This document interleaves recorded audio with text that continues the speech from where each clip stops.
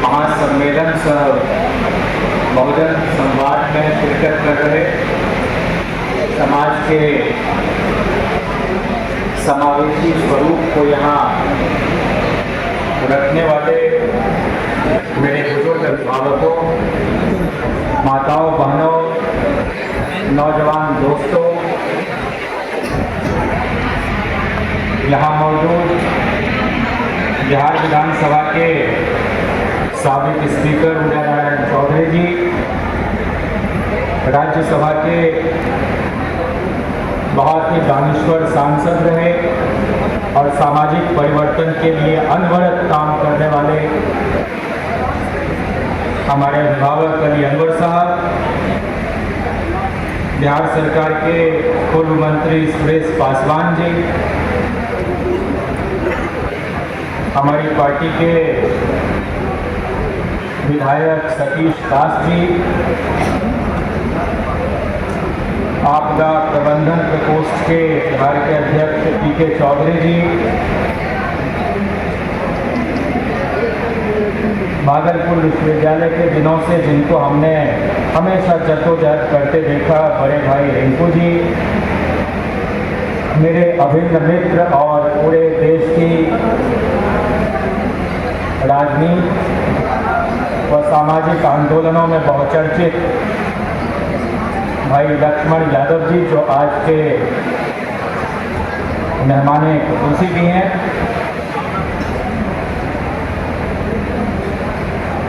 Jawaharlal Nehru university के शोधार्थी ज्ञान प्रकाश जी,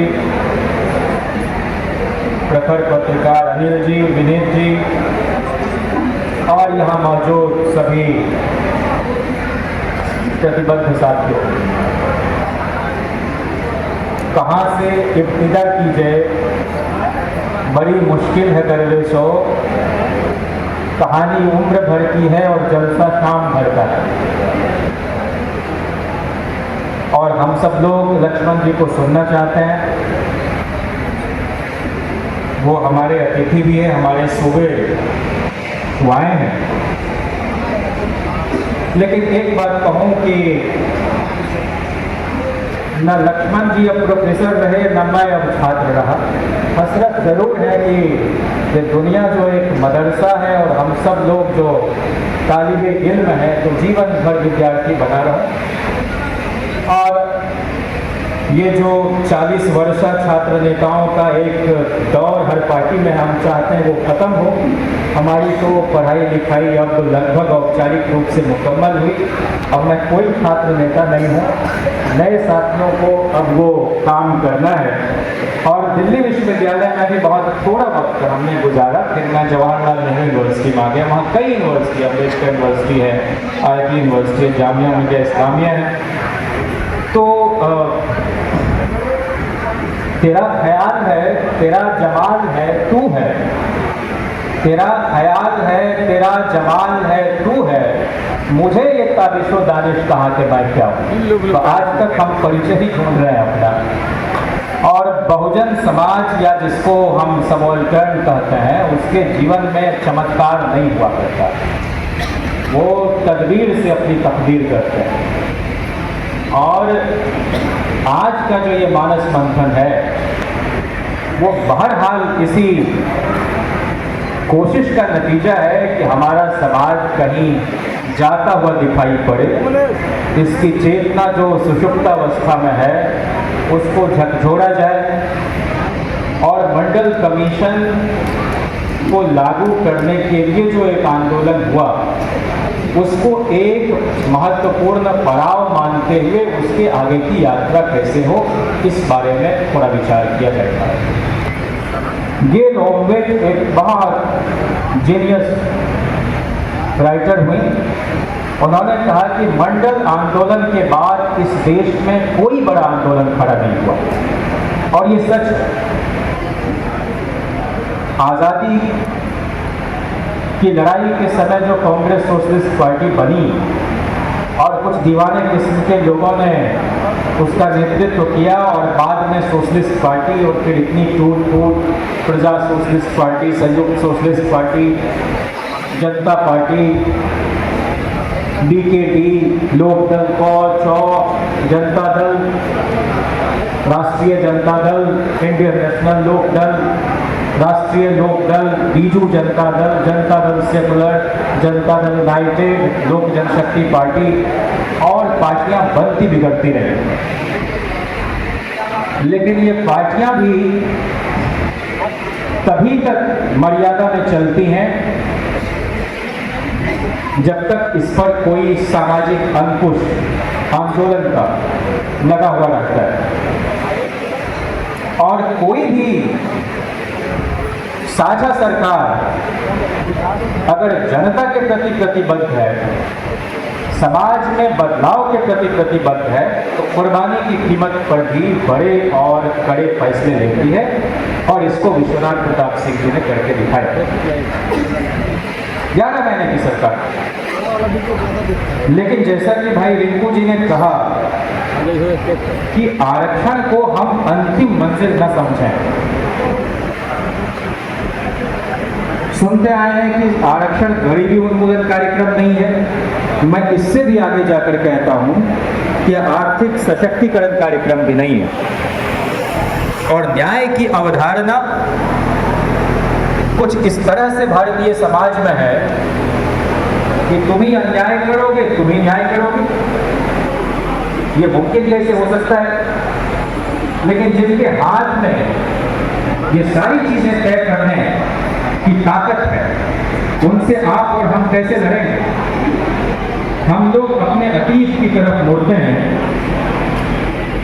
लेकिन सामाजिक न्याय की यात्रा दरअसल आत्महीनता से आत्मबल की यात्रा है।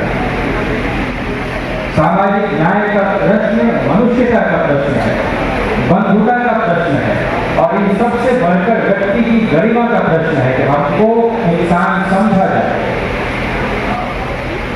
राजनीतिक रूप से परिवर्तन होते रहे, लेकिन इस देश में वर्ग संघर्ष के साथ साथ वर्ण संघर्ष भी चलाना पड़ेगा, और हमारे पुरखे चलाते रहे।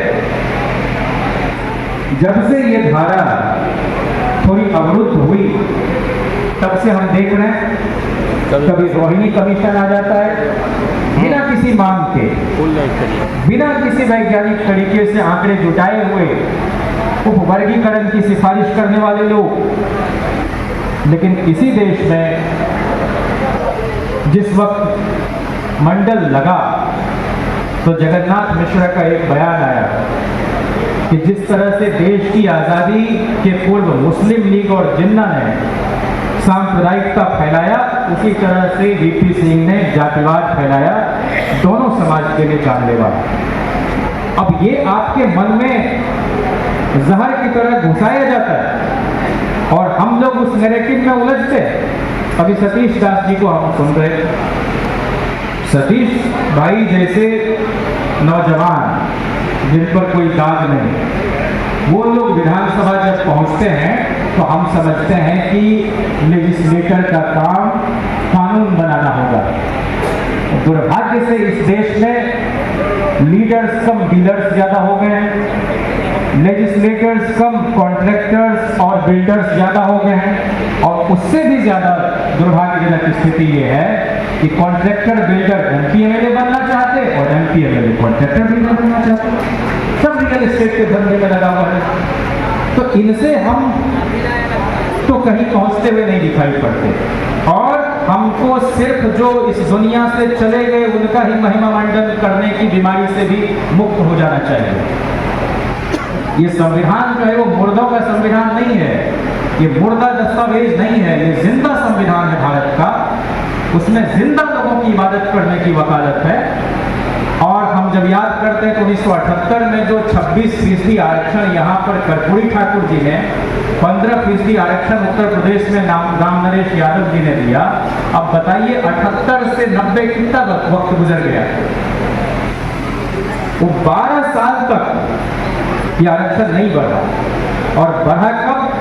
जब लालू प्रसाद जी आए तो अति पिछड़ों का आरक्षण 12% से 14% किया, और राबड़ी जी मुख्यमंत्री बनी तो 14% से 18% किया। लेकिन अति पिछड़ों के नेता आज की तारीख में हमारे बीच कौन बने फिरते हैं? और और जब तेजस्वी यादव जी ने ये कमिट किया कि हम लोग जातिवार जनगणना कराएंगे, अगर अखिल भारतीय स्तर पर नहीं होता है तो बिहार सरकार कराएगी, और उसके अनुरूप हम आरक्षण का दायरा भी बढ़ाएंगे। तो 2005 में राबड़ी जी मुख्यमंत्री पद से हटी और 2023 आ गए, 18 साल तक आरक्षण नहीं बढ़ा। और तेजस्वी जी जब सरकार में शामिल हुए तो बिहार पहला सूबा है जिसने जातिवार गणना कराई भी, और इस सरकार ने समय पर उसके आंकड़े भी जारी किए और आरक्षण की सीमा भी बढ़ाई गई। और आज की तारीख में अति पिछड़ों का आरक्षण 18% से बढ़कर 25% हो गया, पिछड़ों का आरक्षण बढ़ के 12% से 18% हो गया, दलितों का 16 से बढ़कर 20% हो गया, और 1 से बढ़कर आदिवासियों का 2% हो गया। अब इस बात को तो हम लोगों को सेलिब्रेट करना चाहिए। ठीक है, अदालती अड़चन में ये मामला फंस गया, लेकिन इन नेताओं के किसी तरह के नियत में तो कोई खोट नहीं। तो हम सिर्फ इतना कहना चाहते हैं कि सिर्फ प्रलाप करने से तो सामर्थ्य की ओर हम नहीं बढ़ेंगे। समाज में कुछ अच्छा काम करने वाले, अपना जीवन होम कर देने वाले लोग भी हैं, और वो सिर्फ अतीत के महापुरुष नहीं हैं, आज की तारीख में भी आपके हमारे भी। तभी तो आप इस बुजुर्गावस्था में भी आके कोई उम्मीद की किरण ढूंढ रहे हैं, तो लोगों को बुला के अपने आंगन में सुन रहे हैं। ये लगातार सांप्रदायिकता का जहर बोलते हैं। आज के समय की हमारी चुनौतियां क्या है? हर जगह दंगा फसाद। आप देख लीजिए उत्तर प्रदेश के एक जिले में क्या काम किया इन लोगों ने। आप किसी के इबादत गाह पर जाकर चढ़ के झंडा लगाएंगे, उनको चिढ़ाएंगे, उनको इंसान भी समझने के लिए आप तैयार नहीं होंगे। हमको जॉर्ज फर्नांडिस का एक वक्तव्य याद आता है जो उन्होंने 1990 में दिया कि अगर मंडल कमीशन की सिफारिश लागू न होती तो फिर राम भक्ति आपको देखने को नहीं मिलती जिस मात्रा में आज समाज में आप देख रहे हैं, और जिस ढंग से वो देखने को मिल रही है। 27% रोजगार सामाजिक और शैक्षणिक मामलों में पिछड़े लोगों के लिए रखा जाए, ये मंडल कमीशन की सिफारिश को लागू करने का ऐलान 7 अगस्त को जब संसद में किया हम लोगों ने, तो उसके 48 घंटे के अंदर, मैं औरों की बात नहीं करता, लाल कृष्ण आडवाणी ने खुद मुझसे कहा कि आपने हमारे सामने कोई विकल्प नहीं रखा, हमारे सामने भी एक ही रास्ता है कि हम हिंदुत्व का प्रश्न, मंदिर और मस्जिद का प्रश्न लेकर लोगों के बीच जाने का काम करें। कालेकर कमीशन भी हुआ, उसमें बहुत क्रांतिकारी कुछ सिफारिश सामने उन्होंने रखी कि भाई संपूर्ण स्त्री को पिछड़ा मानते हुए मेडिकल इंजीनियरिंग आदि में 70%, सभी सरकारी और स्वायत्त शासित संस्थाओं में 1 क्लास की नौकरी में 25%, सेकेंड क्लास में 35.33%, और तीसरी और चतुर्थ श्रेणी में 40% आरक्षण की सिफारिश कालेकर ने की। लेकिन उसको नहीं माना तत्कालीन सरकार ने। उसने ही कहा कि जातिवार जनगणना 1961 में कराई जाए। अगर 31 के बाद आज तक नहीं हुई तो इसके पीछे तमाम सरकारें दोषी तो हैं, लेकिन वो कौन सी सरकारें थी जो इसके लिए कोशिश भी कर रही थी? तो हमको चरण सिंह को नहीं भूलना होगा जो चाहते थे 81 में हो जाए, वीपी सिंह को हम नहीं भूल सकते जो चाहते थे 91 में हो जाए, देवगौड़ा को नहीं भूल सकते जो चाहते थे 2001 में हो जाए। तब तो अद्भुत सरकार चल रही थी। पहली बार सदन के नेता दलित समाज के रामविलास पासवान, पहली बार जनता दल के राष्ट्रीय अध्यक्ष लालू प्रसाद जी पिछड़े समाज के, कार्यकारी अध्यक्ष शरद यादव जी पिछड़े समाज के, पहली बार रक्षा मंत्री पिछड़े समाज के मुलायम सिंह जी के रूप में, पहली बार लोकसभा का स्पीकर पीए संगमा के रूप में कोई आदिवासी समाज के, आप ही के इलाके के कांति सिंह जी भी मंत्री थे उस समय, बेनी प्रसाद वर्मा कुर्मी वो ओबीसी समाज के, वो भी मंत्री थे। माने अद्भुत सरकार। और इस देश में प्रधानमंत्री तो किसी मुसलमान को किसी पार्टी ने नहीं बनने दिया, न बनाया, लेकिन एकमात्र गृह मंत्री मुफ्ती मोहम्मद सईद अगर किसी सरकार में बने तो वो जनता दल की सरकार थी, वो वीपी सिंह की सरकार थी। हमारे अंदर है वो न्यायबोध। हम समाज में सबको साथ लेकर चलना चाहते हैं, क्योंकि हमें यूसुफ मेहर अली का योगदान भी याद है, मौलाना आजाद का भी, जाकिर हुसैन का भी, अली बिरादान का। और जब तक तमाम कौम एक साथ काम नहीं करेगी तो हम विसंगतियों के सहारे, गैर बराबरी के सहारे एक स्वस्थ समाज को नहीं बना सकते। मित्रों, जब हमारी सरकार जा रही थी तो उस समय विश्वास मत पर बोलते हुए जो शरद यादव जी ने एक ऐतिहासिक तकरीर की, उसका कुछ अंश आपके सामने मैं रखना चाहता हूँ। अभी बात हुई कि हर जाति अपने से कमतर एक जाति ढूंढ लेती है और अपने आप पर गौरव का अनुभव करती है। जाति भी कोई गौरव की चीज है। उन्होंने कहा पूरी दुनिया में अव्वल इस देश में हम किस बात पर अभिमान कर सकते हैं? क्या हम इस बात पर गर्व कर सकते हैं कि सदियों से 1/4 आबादी को हमने छूने तक का काम नहीं किया, उन्हें अछूत बनाकर रखा? क्या इस बात पर हम गर्व करें? इस बात पर कि हिंदुस्तान में लोगों को देशों से बांट दिया गया है। आज लकड़ी देखो तो बढ़ई दिखता है, लोहा देखो तो लोहार दिखता है, पानी देखो तो मल्लाह दिखता है, भैंस देखो तो ग्वाला दिखता है। अरे नेल्सन मंडेला का तो हम ताली पीट पीट कर स्वागत करते हैं। वहां तो सिर्फ काले गोरे का अंतर है, लेकिन यहाँ हिंदुस्तान पर जहाँ ये सदन है और 21वीं सदी आपको मालूम पड़ेगा, लेकिन ठीक जमुना पार चले जाओ तो वहाँ 16वीं शताब्दी है, जहाँ पर लोग गटर में जीने को विवश हैं। क्या इस बात पर हम गर्व कर सकते हैं? दुनिया में सबसे ज्यादा भगवान हमारे यहाँ पैदा हुए हैं। यह देश गर्व कर सकता है कि यहाँ 33 करोड़ देवी देवता हैं। 62-63 करोड़ हिंदुओं पर 33 करोड़ देवी देवता, यानी हर दो हिंदू के पीछे एक भगवान है। और बावजूद इसके इस देश की जैसी दुर्गति दुनिया में कहीं आपको देखने को नहीं। और उन्होंने कहा कि आज मैं कोई भारत सरकार के मंत्री के नाते बोलने के लिए यहाँ नहीं खड़ा हुआ सदन में। आज मैं एक राजनीतिक कार्यकर्ता की हैसियत से बोल रहा हूँ। हम तो जो काम करने के लायक थे वो काम हमने कर दिया। हमारे बाप दादाओं ने इस देश पर हुकूमत नहीं की है, लेकिन हमको जो थोड़ा वक्त मिला है, हमने मंडल कमीशन को लागू करना था, उसको लागू कर दिया। और इसी गांधी मैदान में लागू जी ने कहा था कि चाहे धरती पर आसमान गिर जाए, कि आसमान धरती आसमान में लटक जाए, ये मंडल कमीशन लागू होके रहेगा। लेकिन आप सबने कहा, पूर्व के वक्ताओं ने कि 40 सिफारिशों में सिर्फ 2 लागू हुई, और जो नौकरी में आरक्षण उसमें बार बार उस पर कुठाराघात होता है।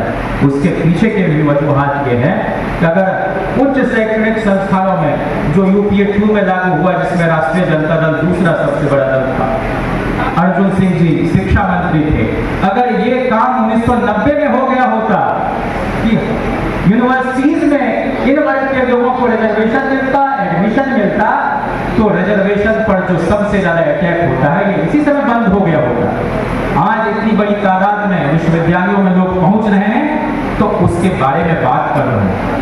आज भी हमारा सपना है कि प्रोन्नति में पिछड़ों को आरक्षण मिले, जो उसकी सिफारिश है। पिछड़ों का कोटा न भरने पर 3 साल खाली रखने की उस पद को संस्कृति हो। SC/ST की तरह ही आयु सीमा में OBC को छूट हो। SC/ST की तरह ही पदों के प्रत्येक वर्ग के लिए संबंधित पदाधिकारियों द्वारा रोस्टर प्रणाली अपनाने का प्रावधान हो। वित्तीय सहायता प्राप्त निजी क्षेत्र में पिछड़ों का आरक्षण बाध्यकारी बनाने की सिफारिश लागू हो। कॉलेज यूनिवर्सिटीज में आरक्षण योजना लागू करने की सिफारिश हो, जो कि हुई। पिछड़े वर्ग को फीस राहत, छात्रवृत्ति, छात्रावास, मुफ्त भोजन, किताब, कपड़ा उपलब्ध कराने की सिफारिश। वैज्ञानिक, तकनीकी और व्यावसायिक संस्थानों में पिछड़ों को 27% आरक्षण। पिछड़े वर्ग के छात्रों को विशेष कोचिंग मुहैया कराने का इंतजाम। पिछड़े वर्ग के भूमिहीन लोगों को, मजदूरों को भूमि देने की सिफारिश। पिछड़ों को की तरक्की के लिए पिछड़ा वर्ग विकास निगम बनाने की सिफारिश। राज्य और केंद्रीय स्तर पर पिछड़ा वर्ग का अलग मंत्रालय बनाने का सिफारिश, जो कि बिहार में है। और पिछड़ा वर्ग आयोग को कानूनी दर्जा हो गई। तो कुछ सिफारिशें लागू हुई और वो आंदोलन की ताकत से लागू हुई। आज की तारीख में हम सब लोग यहाँ से इस बात का कौल लें, इस बात का संकल्प लें कि हमारे पुराने लोगों ने जो काम किया है उसको थोड़ा हम लोग और आगे बढ़ाएंगे, और बिना किसी को कोसे हुए अगर कोई पूजा पाठ कर रहा है तो अगर हम उसका मजाक उड़ाएंगे तो वो प्रतिक्रिया में उसी में घुसा हुआ रहेगा। हम कहते हैं कि वैज्ञानिक चेतना का विकास हो सके, इस बात के लिए भी बाबा साहब ने पैरोकारी की और एक मुकम्मल संविधान हमारे सामने दिया। मंडल कमीशन की सिफारिश को जब आप तफसील से पढ़ेंगे और 37 143 जातियों को एक जमात बनाने का जो भाव देखा उन्होंने, जिसमें भूमि सुधार से लेके सामाजिक, राजनीतिक, आर्थिक गैर बराबरी से निपटने का एक मुकम्मल दर्शन है, तो हम सब लोग थोड़ा ठहर कर सोचेंगे, एक संजीदा गुफ्तगू हम लोग आपस में कर सकेंगे और उन तमाम तरह की चीज़ों को हम लोग काट सकेंगे जिस जाल के बारे में अभी बताया।